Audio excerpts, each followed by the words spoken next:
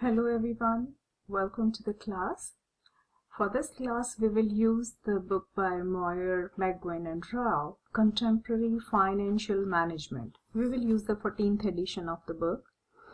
So today we will talk about chapter 1 from the book, and it says the role and objective of financial management. Before we dive deep into this course, I would like to give you an overview of what all should we expect throughout the course. So this chapter kind of gives you an idea of what we will be going through. So, and why we will be doing all that. Basically, here we'll talk about the role and objective of financial management. That means why even financial management exists? What is the need? What is that special thing that the financial managers do that the other officials they do not do?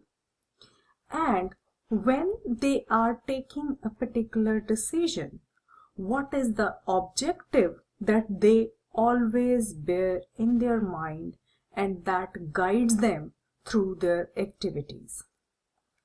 So broadly, the major objectives, if I should talk about that we will learn here, is what is that main objective or what is that primary goal that the financial managers always carry in their head to guide their decision-making process, what that goal is.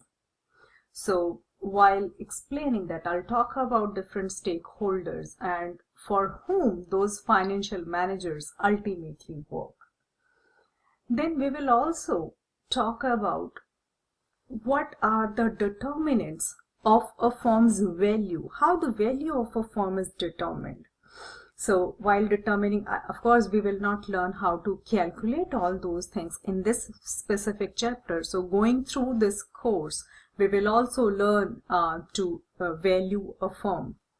We will learn different financial instruments, for example, valuation of equity, valuation of debt, or even the project evaluation we will talk about later on. So all those things will have a bearing on the value of a firm.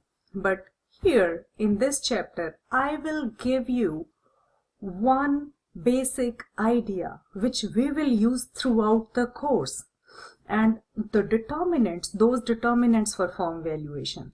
So whenever in future, whenever we will think about the valuation, those things should always occur to our mind. Okay, these are the things that I need to focus on. Being a financial manager, these are the three things that I will always look to improve on as a successful financial manager. So I will give you a very basic idea about that as well. Then we will also talk about the different kind of problems like agency problems. When agency problems comes into play, when we are not working for ourselves, we are rather working for somebody else. We are taking all the decisions on behalf of others. That is an agent who is always working for the principal, right? Who is always taking all the decision on behalf of a principal. So while taking the decisions for others, what are the different problems that one can face and what is the solution of those problems? So basically we'll talk about those agency problems here.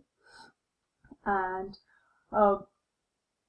the ethics, why one should follow ethics in taking care of these decisions, and different kind of business organizations also we will talk about here.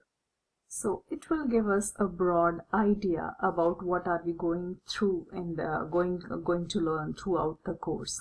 Okay, so now what are the major issues that financial manager faces, or what are the situations when a financial manager is expected to take some kind of decision? Okay, whenever there is an investment proposal in front of us, in front of a firm, whether this particular proposal should be accepted, should we go ahead with this investment project or not, is it worth pursuing, or we should just decline this project. Okay, whenever there is such kind of decision, we call it investment decision.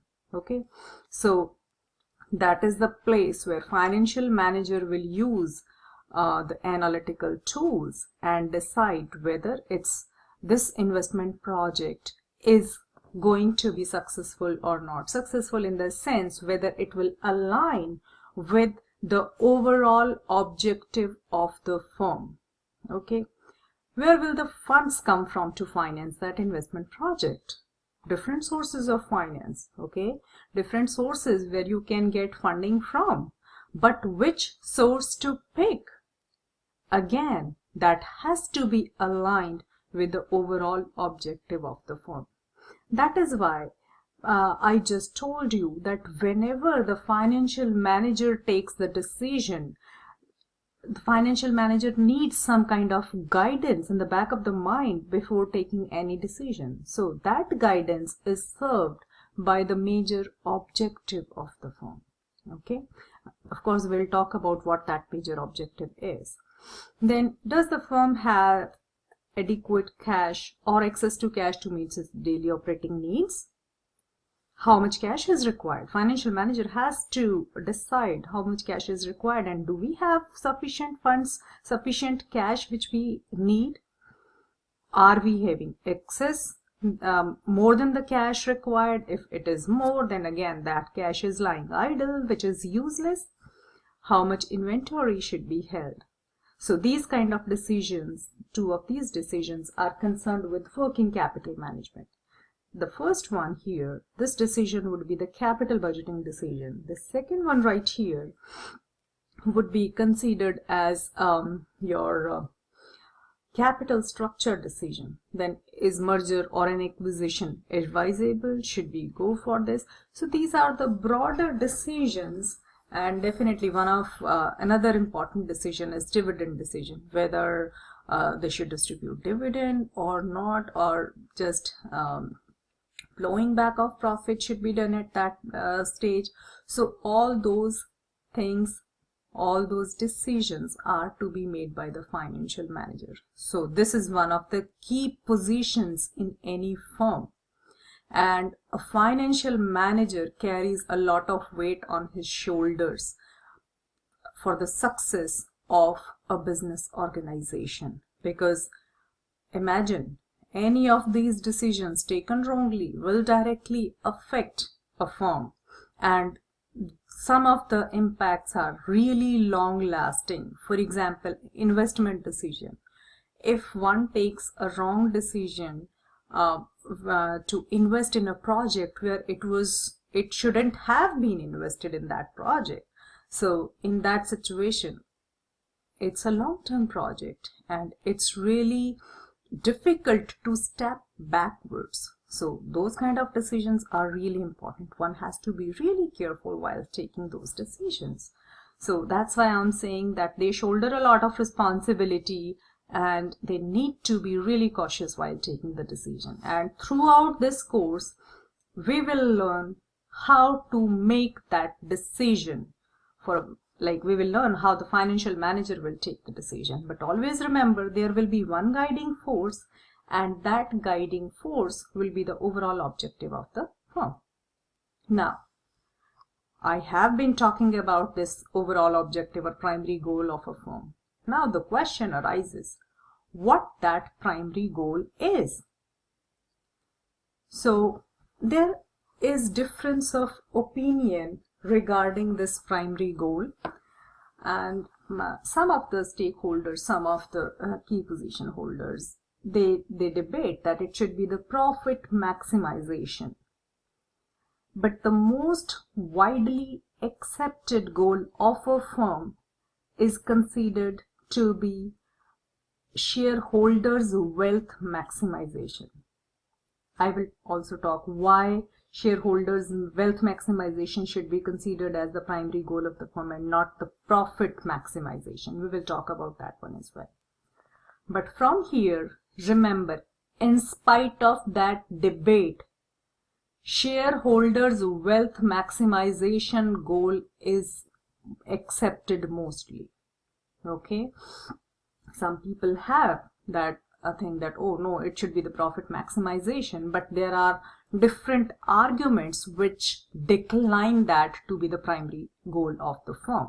Okay, so we will talk about those arguments, but from this slide what we can understand is, and as a student of finance, I want you to remember it forever, even in your dreams.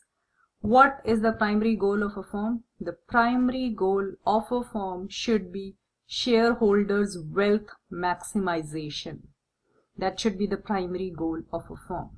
Okay, so this is the most widely accepted objective of the firm. And what is shareholders' wealth? How do you calculate shareholders' wealth? Shareholders' wealth will be number of shares outstanding times market price per share. So as the market price per share is increasing, anyone holding shares of that firm, the wealth of that person will keep on increasing. And that market price per share basically reflects the worth of a company, the worth of a firm. It's like market price basically that comes from the value, the worth of that firm. Okay, so as long as the firm's worth is increasing, shareholders will keep on getting benefited, because shareholders are the ultimate owners of the business. Any financial manager is working on behalf of the shareholders, so it should be the objective of that financial manager to increase the wealth for these shareholders, to always work in favor of those shareholders on behalf of whom the financial manager is working. Okay, so management should always seek to maximize the present value of expected future returns to the shareholders of the firm. As I just mentioned, that all that relies on market price per share. That will determine what is the wealth of the shareholders. And how do you calculate this market price per share? That is basically that comes from this present value of expected future returns. So always remember what it just said. Present value of future returns. Okay, somehow I would say that the whole finance revolves around this sentence. What we will learn in this particular course completely, that will revolve around this sentence.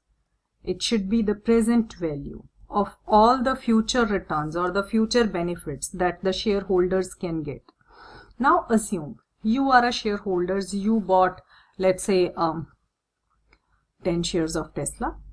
Okay, just assume you bought 10 shares of Tesla. These days it's like selling around $1,000, maybe 1,000 something. So let us just assume to be a little bit realistic, just let's say it's $1,000 per share today it is selling for. Okay, so if you buy those 1,000 shares, you become a shareholder of Tesla, and then going from there, on your investment of $10,000, by buying 10 shares of Tesla, you expect something. That's why you invested, right? What do you expect? If you want your investment to be in the firm for some long time, what would you be getting? One thing, every quarter or whenever, every half year or maybe annually, whenever Tesla declares some dividend. So this is the first return that you will get, dividend on your investment, whatever, like per share dividend, whenever they will declare, so you will receive this dividend. And maybe you had this money spare for 4 years, because this is the money that your parents gave you, that okay, once you will graduate from you can use this money maybe to buy a car or anything, and you decided, okay, not to keep this money idle, let me invest. So after 4 years, what do? After 4 years, you decide to get your money back. Okay, so what would you do? You will sell all your shares that you bought from Tesla. Once you will sell those shares, that they will be sold in the stock market. So secondary market, that is a different question. I mean, altogether a different story. But what will you do? You will sell your shares and get your money back. Okay, so you kept on getting that dividend. Plus the second thing, what will you get? Sale price, right? So this is your total return. Whatever the amount of dividends that you kept on getting until you sold your shares, and once you sold them for a specific amount, that is the second return that you got. So your future return will consist of two of those things.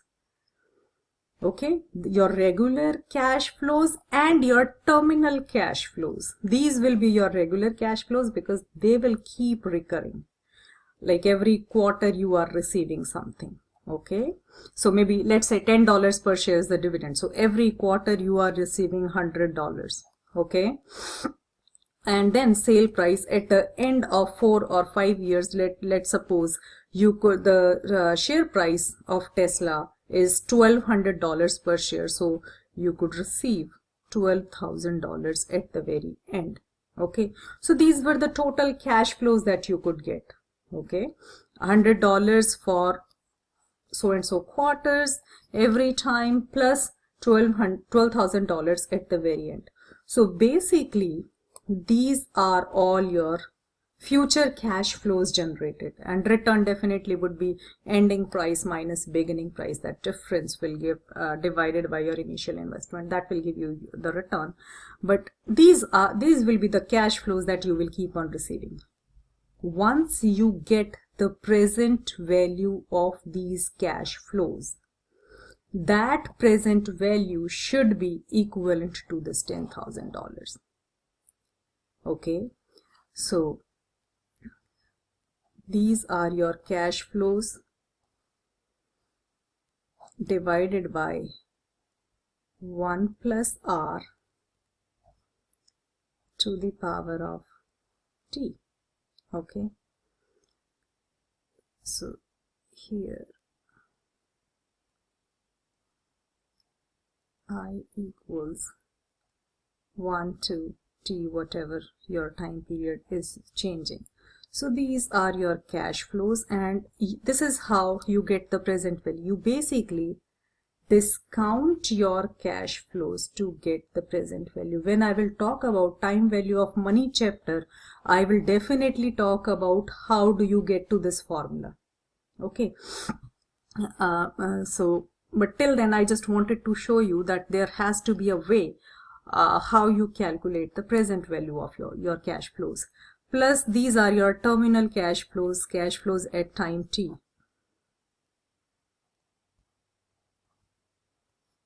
It has to be I. Sorry, it has to be I want to T up to T time period. So this would be just T. This would be your terminal cash flow, and these would be your $100 cash flow each time, and then you will get the present value, and that will give you the value of your investment today.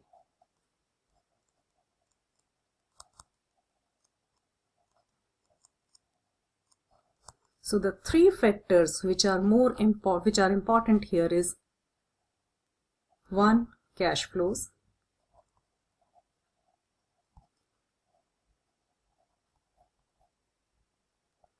the second one R, R means your discount rate. It depends on the risk profile. This is also we will learn in this course, that how do you calculate R and how is it connected with the risk profile. And then T. T is the time period. So basically these would be the three inputs that we will use, and whenever we will take any decision, we will always talk about these three inputs. How would it affect the future cash flows? How is that going to affect the discount rate? And time, when the cash flows will get generated, because time is also a crucial factor here. Okay, so all the decisions will be around three of these basic factors. Okay, and that's how you get the present value of the future returns. Okay, this is just a broader idea. Do not worry about it. If you do not understand it like really nicely, don't worry. In the chapter of time value of money, I will talk about it from very scratch, how all these things are going to affect, and in what manner are they will they affect. Okay, so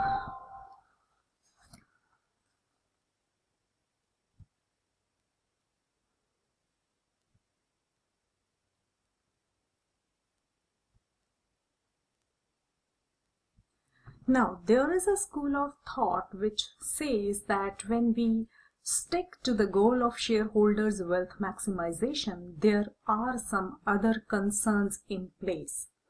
The first of them is stakeholders' concern.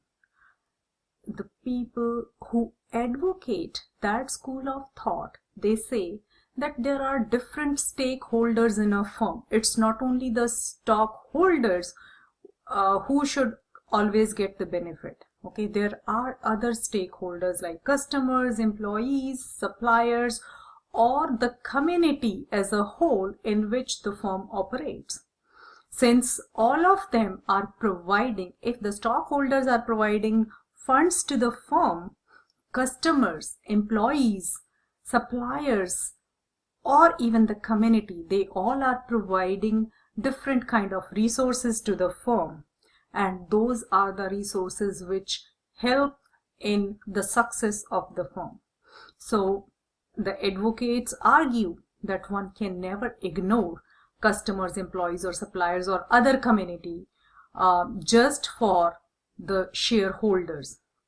Okay, so if you will keep on thinking about shareholders' wealth, you tend to ignore customers, employees, or suppliers. Let's take a very small example here. Employees' salary and the other benefits like other services which are being given to the employees. If you reduce their benefits, the extra profit goes to the pocket of the shareholders, so they will get high return, right? But that return comes at the cost of employees' benefits. Is it justifiable? It should not be done. Okay. So, but the counter argument for this is that when we always rely on shareholders' wealth maximization, that is not even possible without satisfying the other stakeholders. Because if the employees are not satisfied, they will end up leaving the firm, and the cost to the firm to train new employees, to hire new employees for the replacement of old employees is even more than the benefits that the firm could provide to the existing employees. So basically this goal of shareholders' wealth maximization, along with it, carries the benefit of other stakeholders also.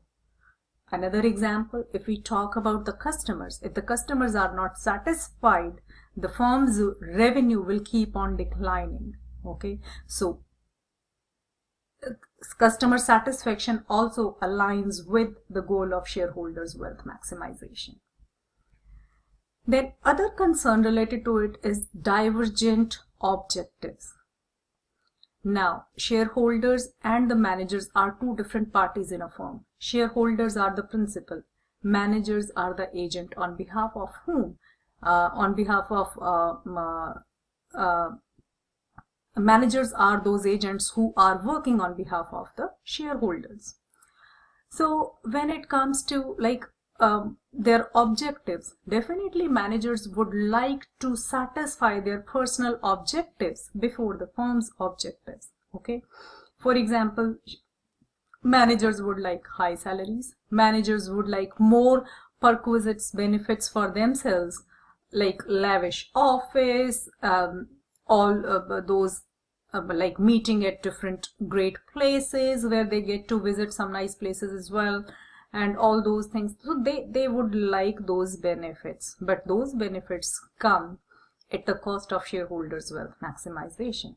So the objective, sometimes management is reluctant to take any project which seems to be a little bit risky. Now we know that the basic idea in finance is that return is the reward for risk. If you will not take risk, you won't get return. But if the management is reluctant to take risk, how would the return come? Where would the return come from? Okay, so definitely they will have to compromise with the return. But since the risky project, if it fails, the managers might have to end up losing their own job. Okay, so they do not want to do that. They want to keep their job secure by avoiding those risky projects, but it is not in the benefit of the shareholders. So that is why this divergence of objective between two of those parties come into play.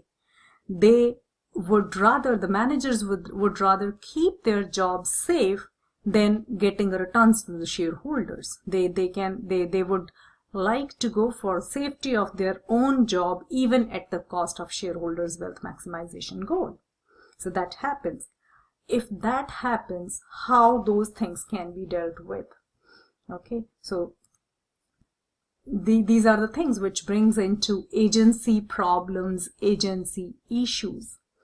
So basically, the bottom line is that when it comes to stakeholders, different stakeholders concerned, the bottom line is that the firm, it is a responsibility to recognize, a firm has a responsibility towards all those stakeholders, and while balancing the concerns of stakeholders, the shareholders' wealth maximization goal can be achieved. So concern for the interest of other stakeholders should be seen as a means. Okay, that would be a mean to ultimately reach to the end, which is maximization of shareholders' wealth in the long term.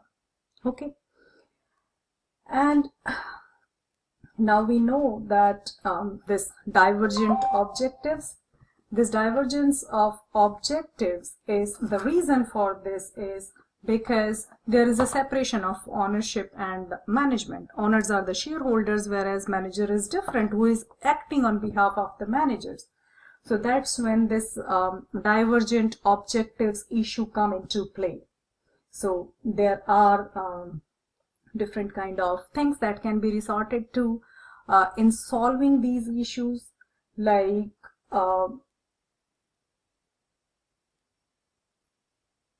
golden parachute, I should say. Golden parachute, as I just gave you the example that there are some projects which can be risky from the point of view of the firm, but if they come out to be successful, they give good returns, right? So there is always a risk with the management that they will end up losing the job if the project fails, right? So if something like golden parachute is offered to them, golden parachute means they are given a kind of security. If they will end up losing their job, they will get substantial amount that in the meantime, when they do not have job, they have enough with them. Okay, so this kind of, because now they feel a kind of at least financial security that yes, you will get paid, so that will motivate them to take those risky projects. Okay, and as far as these agency problems are concerned, again, this is like there are different agents. Who are the principals? Principals are the shareholders, and there are different agents who are acting on behalf of them. So there are different kind of issues where the objectives of shareholders and the other agents they differ. Now, how to align two of them, that is something challenging, because no organization can be successful unless and until they align the objectives of different parties. Because if everybody is moving in their own direction, they will not reach the goals. To reach the goals, everybody's efforts should be in the same direction. They should head towards the same goal, then only goal can be achieved, right? And if everyone has their own self-interest, there is no way that they are moving in the same direction. As just in the previous example I mentioned, that managers were they would like their job security first rather than the risk, and shareholders, they want more returns. Okay, so they have different directions. The manager's self-interest would say that, okay, do not go for this project because it's risky and you will end up losing your job. Whereas shareholders' perspective would say, go ahead and just take up this project because it's risky, I know, but it is offering substantial returns, right? So interests are different. So different interests are giving you different decisions.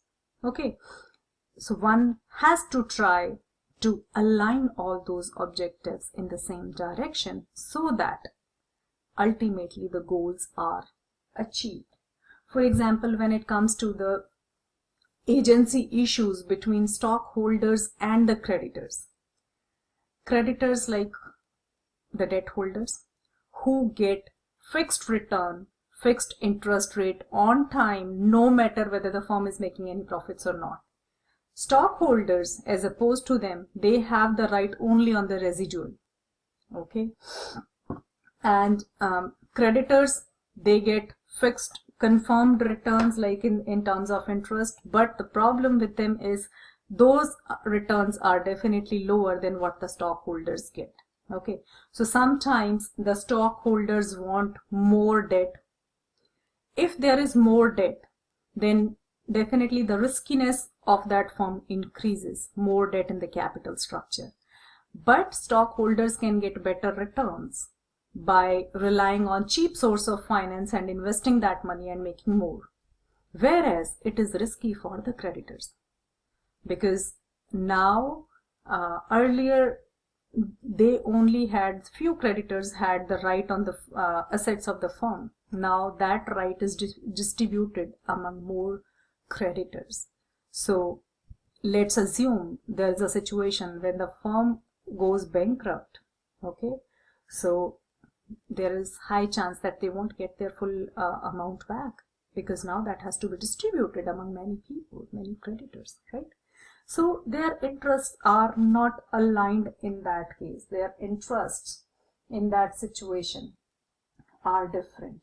Okay, same way there are agency issues between stockholders and managers. Managers want the very best benefits for them, but all these things come at the cost of stockholders.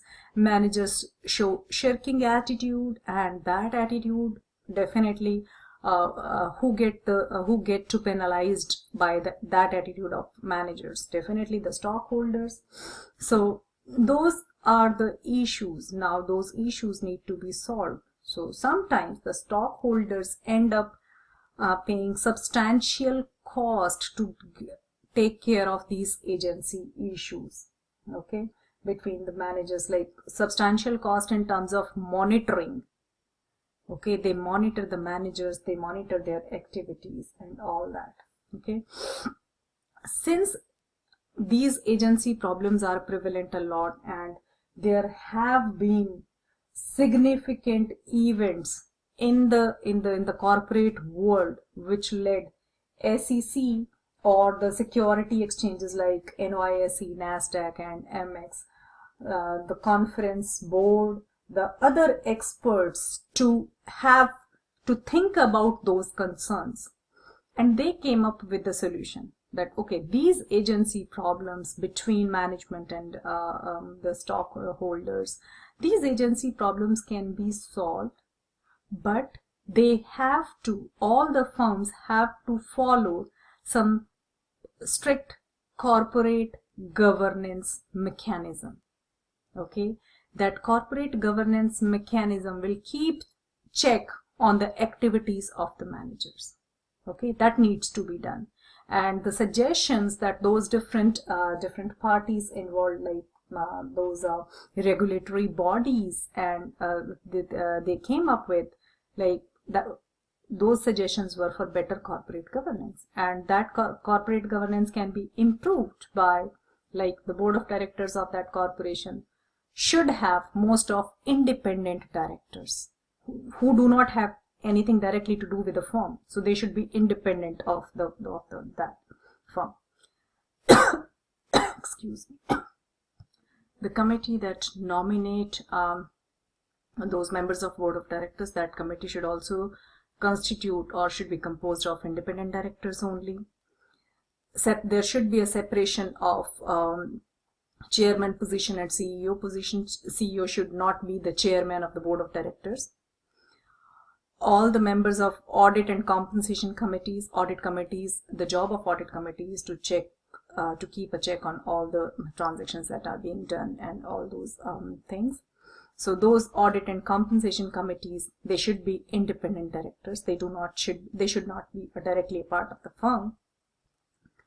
So that should somehow help to solve these problems. Then when it comes to, like, risk-taking behavior of manager, whether manager would like to take any risk or not. So the firms should try to tie managerial compensation with performance. This is the basic idea for that the performance-based compensation should be there. They should be paid their minimum salary, and on the top of that, their compensation should be tied to the performance. So if their compensation is tied to the performance, they would try to do the best to improve the performance so that they end up getting more compensation. Okay, and in order to tie their compensation to the performance, firm can go for stock options, like they are given some stock options that, okay, a particular stock exercise price is determined that at this price you can buy the stocks. So in future at this time if you want to. So they want their value of the option to the option to be valuable for them. So definitely, if the market price of the stock at that time is higher than that exercise price, they will get benefited, because they will get to buy the stock at the exercise price, which is lower than the market price. So they will get benefit. So for their personal benefit, they will try their level best to improve the stock's market price, right? So these are some of the like restricted stock or performance shares. These are some of the strategies that help to tie the compensation with the performance. Then there is another thing, which is a threat of takeover. If the firm is consistently underperforming, there are other firms which always keep on keeping the eyes on the firm's performance. They know that, okay, this firm is underperforming, it can be improved a lot. So at that lower level of performance, they would like to acquire that firm. Okay, they would like to take that over. Once they take over the firm, definitely the management changes. So this kind of threat of takeover, and if the management changes, that definitely the managers will end up losing their job. The CEO will end up losing the job, and which the CEO would not like, right?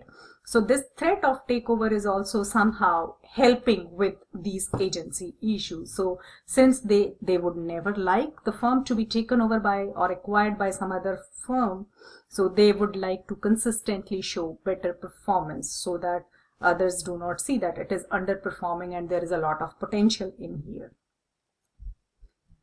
Now, as I mentioned earlier, that the major objective is shareholders' wealth maximization, but there is another school of thought which says that no, it should be profit maximization rather than shareholders' wealth maximization, which is the goal of the firm.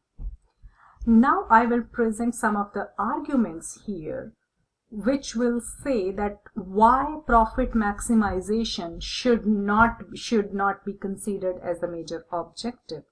Profit maximization definitely is completely different from shareholders' wealth maximization. They are two different things. They are not same. Okay. So maximizing profit maximization does not talk about time dimension. If you remember, when I was talking about getting the present value of future returns, there were three inputs, three things that the manager needs to focus on: the cash flows, the timing of those cash flows, because when you calculate the present value, definitely money that you earn today is more valuable than the money that you will get in future. So here is the time value of money concept. Just simply assume if you get $10,000 today versus $10,000 5 years from now, what would you do? Would you accept $10,000 today or those $10,000 5 years from now? Would you be indifferent? No, at least I will not. I would ask them, okay, give me $10,000 today, because I can buy, let's say I can invest those $10,000 somewhere, and they will give me something, right? I will be able to make some money out of those $10,000. Let's say I am able to get a return of, let's say, 8% per annum, annually 8%. On those $10,000 annually, I'm making $800. So first year $800, then 10,000. I have $10,800, and then next year I will get 8% of that. Next year 8% of that. So by the end of 5 years, I will not end up having $10,000. I will have more than that, right? So definitely, since I got that money today, I could end up making more on that, and my amount was increased. But what if I would have received those $10,000 5 years from now? So this time dimension, this is really important. Okay. When you are talking about profit maximization, that never considers that time dimension. Whereas when you are talking about shareholders' wealth maximization, so while calculating the present value, we always take into consideration when are we going to get those cash flows. So time is important.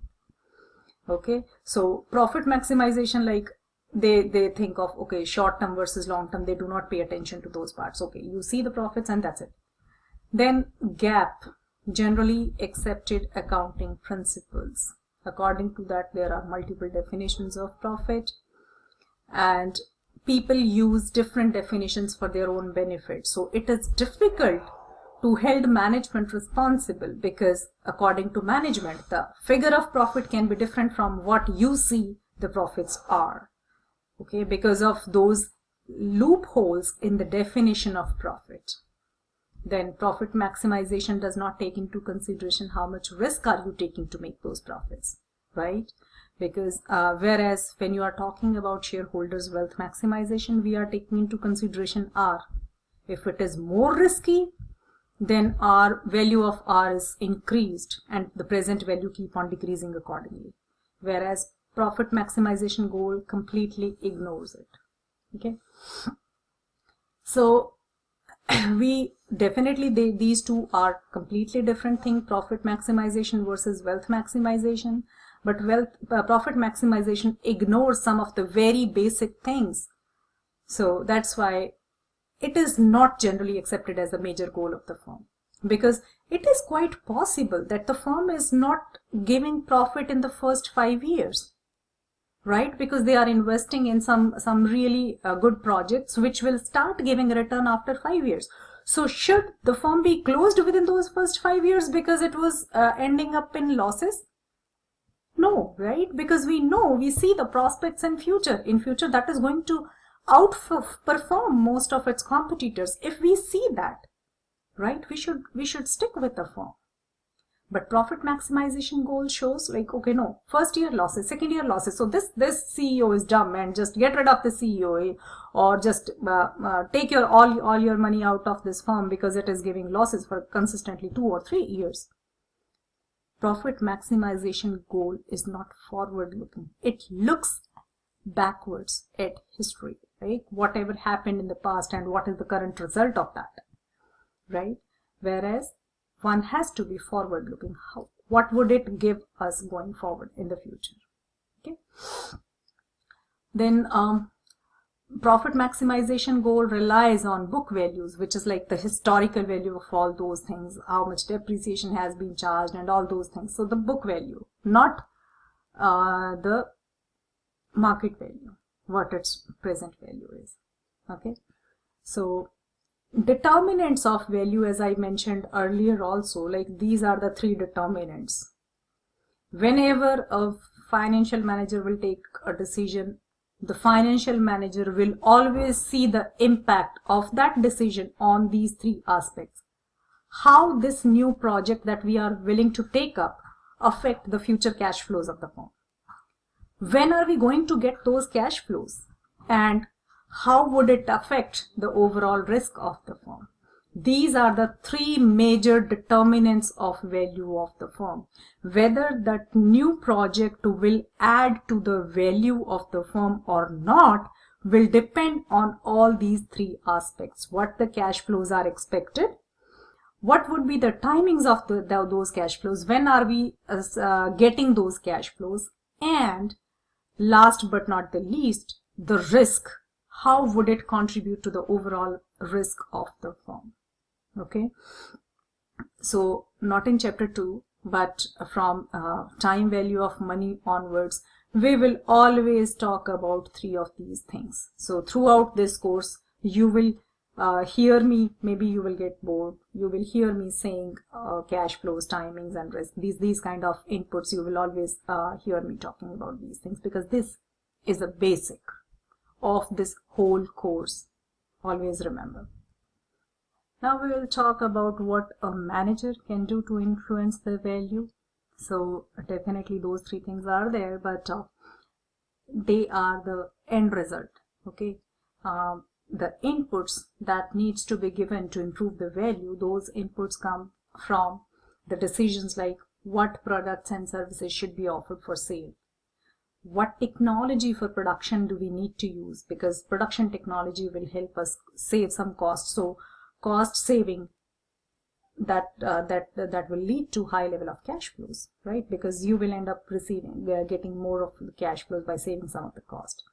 What should be the marketing and distribution network to improve your revenues? What should be our investment strategies or employment policies?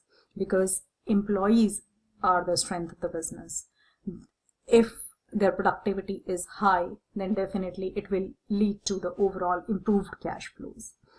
So then what kind of ownership should the firm have? What should be the capital structure? Because this capital structure will determine the value of R. We will talk about it. I will show you how does it affect the calculation of R. Okay, like how much funds need to be generated from debt, and what is the proportion of fund that need to be generated by issuing equity. So that proportion of debt versus equity, that also needs to keep in mind. Okay, because it would affect overall R of the firm. So as I told you, there is nothing, no decision is different from them. Basically, whatever decision we are taking, in every decision we need to we are trying to see its impact on any of those three components: working capital management policies or dividend policies. All these policies the management will take into consideration to see their impact on all those three components. So this is maximization of shareholders' wealth. What are the strategies management can adopt? Let me tell you, there are two kinds of factors, macro and micro. Macro factors are like which are related to overall business environment of the firm. There is nothing much the management can do when it comes to the overall environment. Like just imagine what happened when the COVID hit the market, right? So even if the airlines industry or the tourism industry, I mean, they got affected really badly at that time, right? Some of the industries were doing good, but I would not buy it that all the airlines did equally bad or equally good, or other firms they did equally good. Even if your macro environment doesn't give you a lot of opportunities, right, in the sense that you can do a lot, you cannot change those macro environments, but you can adapt to those macro factors, because by taking first mover advantage, somebody coming up with some kind of strategies like really earlier than others, their competitors, then they will be the winners, and even in those situations. So your external environment poses some kind of offers you some kind of opportunities, as well as that environment poses some threats. Now it is the job of the internal management to identify those opportunities and threats, and how to get the first mover advantage in grabbing those opportunities, and how to get rid of those threats. What kind of changes can you do in your organization to get rid of those threats? Okay.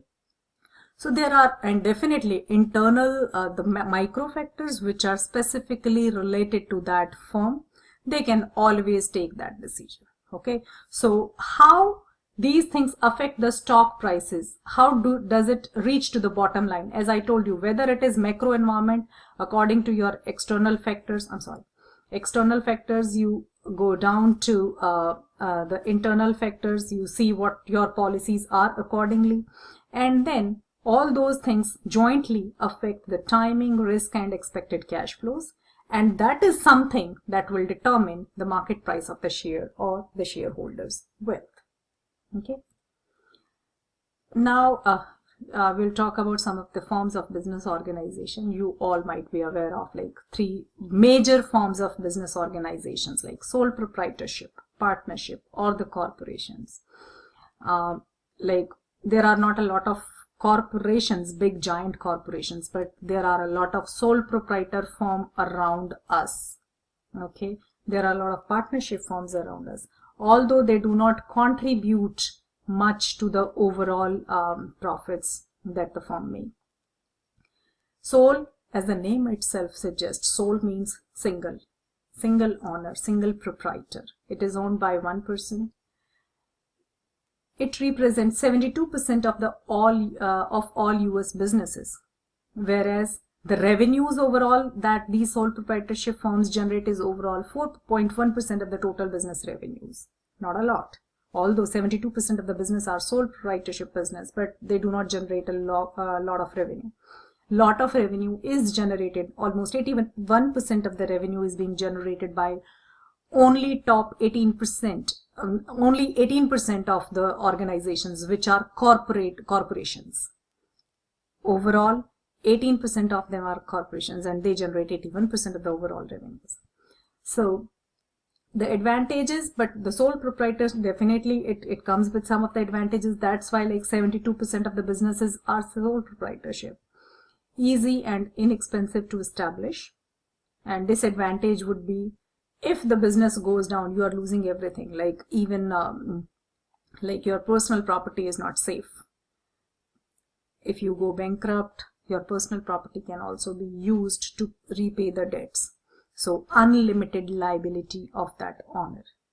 And definitely difficulty raising funds to finance the growth. If you see any growth opportunity, you need finance, right? And your own resources are limited. If you resort to some kind of loan or something like that, banks will not easily give you the loan. If they agree to provide you the loan, that will not be on very easy terms. So it is difficult to get the funds whenever they see any growth opportunity and they want to finance that opportunity. So these are major drawbacks of the sole proprietorships. Partnership, like if we will move one step ahead, not a single person, 2 or more than 2 persons, they agree to share their profits or losses of the business. They do something together and they agree to share them. It represents about 10% of the US businesses. It accounts for less than 15% of the total business revenues. The partnership can be general or limited partnership. In case of general partnership, all the partners have unlimited liability. Whereas in case of limited partnership, there are some partners whose liability is just limited. Okay, in case of bankruptcy, you will end up paying only this much. Rest, the other general partners will end up paying. Okay, so the liability is limited for some of the partners. The benefit is limited partners liability is limited to what is specified only in the agreement. So this is one of the benefits. And other benefit for partnership can be like over sole proprietorship. They have more people together to take the decision, and definitely more people, more ideas, and the decision might be better. At least the amount of funds that they can generate is more than what a sole proprietor can generate. So these are some of those advantages. But the disadvantages is that partnership dissolve upon change of the makeup in general partners. If one of them decide to leave, the partnership form dissolves. For general partners, the liability is unlimited, so definitely it works for the disadvantage of those general partners. Corporation. Corporation is those limited 18% of those giant organizations that we always hear around us. It is a legal person. Why we are calling it as a legal person? It is not a human being like us, not a person like us, but in the eyes of law, this corporation is considered as a person in itself. Corporation can buy or sell assets in corporation's name, just like I am the owner of some property. A corporation can be the owner of a property. So that's why they consider it as a legal person, which is composed of one or more actual individuals or legal entities. It represents less than 18% of the US business, whereas it accounts for 81% of the US business revenues and about 61% of US business profits. Just 18% of such organization account for 81% of overall revenue. So you can imagine how giant would they be compared to those sole proprietorship business and the partnership businesses. The benefits are if you buy the shares of Tesla or other corporation of any other firm, in case of any mishappening, you will end up losing maximum to the amount you have invested, but nobody can come and talk about your personal property to repay the loan of the debt holders. So your liability in that case becomes limited. The liability of the shareholders is limited to the amount that they have invested.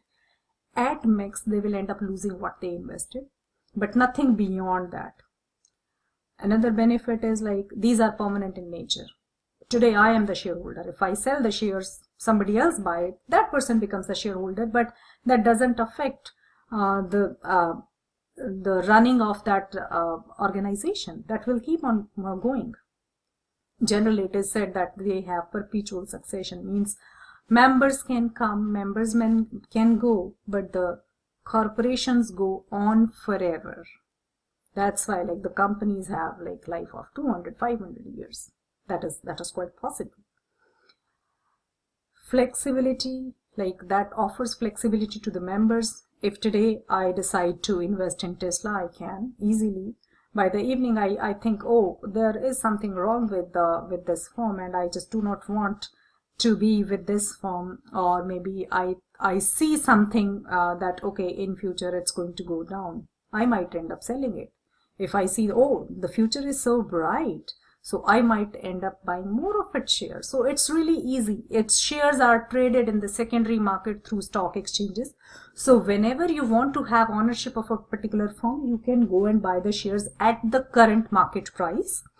And whenever you decide to get out of that position, you can easily go and sell those shares at the current market price. So it offers a lot of flexibility in terms of investment for individuals. They have the ability to raise capital. They can raise huge capital whenever they like to in the form of equity by issuing new shares, or in the form of debt by issuing some of the bonds or something like that. The disadvantage is that the ownership is separate from management. We, the shareholders, are the managers. are the owners, whereas the management, the CEOs and board of directors, they are taking care of all the affairs of that business, right? So in that case, definitely those agency issues come into play. And whenever there are agency issues, managers are working for their personal benefits, and that comes at the cost of the wealth maximization goal of the shareholders. Okay, so this is the biggest disadvantage. But still, these firms are running, these corporations are running. SEC and those regulatory body, they keep a constant eye on these kind of business organizations. Like there are laws in place for insider trading, there are laws in place regarding setting up the liability for the managers. So those like a lot of things changed with Sarbanes-Oxley Act, when there was some those issues were with Enron and all. So it keep on evolving. New rules, new laws are always there in place to protect the rights of those minority shareholders who do not have much say in the organization, in the management of the firm. So since like those things are always there, people still rely on them and trust on them, and that is why like US finance market is one of the biggest finance markets of the world. A lot of people do those investing activities on a daily basis. Now this is like what kind of organization a corporation can have. Stockholders, these are the ultimate owners of the business. There is voting done from the stockholders, and in that voting they elect the board of directors. Then board of directors further elect who should be the chairman of the board, CEO, COO, CFO, then presidents, vice president, who would be the treasurer and secretary. They all have different roles to play. Okay. The securities of these corporations, like the total capital invested in these corporations, is divided into smaller parts. Each part is called a share. It represents a claim against the assets and future earnings of the firm. So whosoever buys the share, that person basically gets a claim against the assets of the business or the future earning of the business, depending on the number of shares that the person has bought. And in case of repayment, how the priority structure goes. If something happens, like the firm filed for bankruptcy, if the firm is declared as bankrupt, in that kind of a situation, first debt holders would be paid off. Then if something is left over, then it will go to the preferred stockholders. At the end, common equity shareholders will have a claim. Same thing happens with the profits. Out of profits, like the first thing is interest has to be paid to the debt holders. Then preferred stockholders' dividend is paid out. And then whatever is left over, that goes to the pocket of common stockholders. So they bear maximum risk. That's why in the profits also their share is highest. Sometimes they get even the dividend, which is 200% of dividend, or in terms of stock price appreciation, they get even 200% returns, which is not the case with debt holders or preferred stockholders. There are some other type of business organizations, but they are not really common, such as corporation, limited liability company, or limited liability partnerships. These are like CFO. What does CFO do? The CFO looks for accounting, treasury, tax and audit, these kind of functions they look at. Controller oversees the functions of financial accounting, cost accounting, taxes and data processing. Treasurer, like they have to think of cash and marketable securities management. Like whenever there is less cash, they would like to sell them, or they would like to invest in that so that the cash is not lying idle. So these kind of adjusting for those kind of things. Capital budgeting analysis, financial planning, credit analysis, investor relation, or pension fund management. This is broadly the chart that we talked earlier. Like shareholders decide those board of directors, and there would be a finance committee, which would be a specialized committee which will give suggestions to board of directors time and again. Then the person working under board of directors is CEO, and then under CEO these are the vice presidents of different departments, and the vice president of finance department is considered as chief finance officer, which is called CFO, and then CFO overlooks the functions of controller and treasurer. These are the functions related to the financial aspects of the business. Definitely these marketing and all, HR and all those, they also take care of their own things, their own businesses, but since we are talking about the financial manager here, our focus will be on these things. And that's it. I hope it can be a little bit boring because it was explanation, but I'm sure further chapters you will enjoy a lot, because we will have a lot of things to solve, to make decision about, to take care of in the chapters which are coming forward. Okay, so that's all for it. Thank you and have a great time ahead. Bye-bye.